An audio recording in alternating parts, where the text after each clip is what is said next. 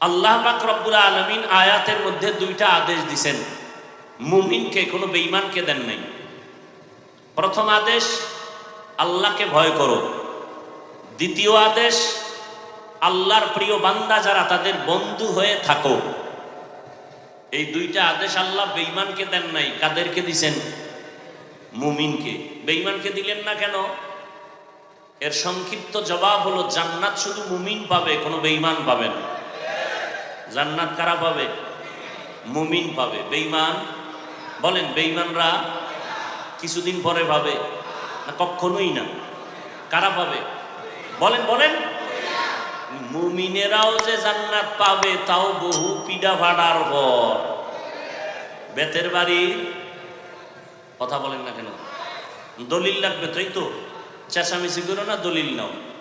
قال النبي صلى الله عليه وآله وسلم إن بني إسرائيل تفرقت على 72 ملة وتفترق أمتي على 73 ملة كلهم في النار إلا ملة واحدة قالوا من هي يا رسول الله وفي رواية قالوا ما هي يا رسول الله قال ما أنا عليه وأصحابي أو كما قال النبي عليه الصلاة والسلام।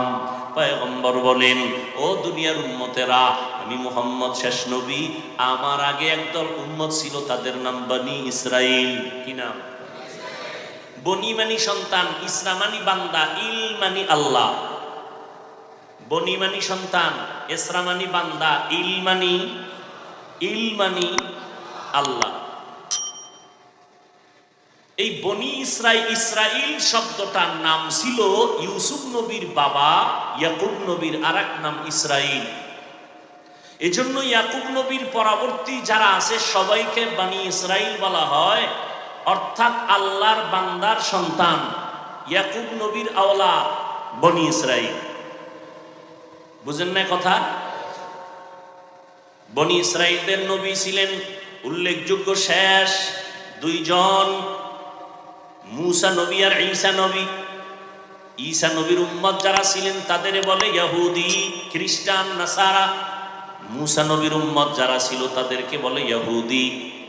কিন্তু নবী চলে গেছেন, তার উম্মতের সাথে কানেকশনও বন্ধ হয়ে গেছে।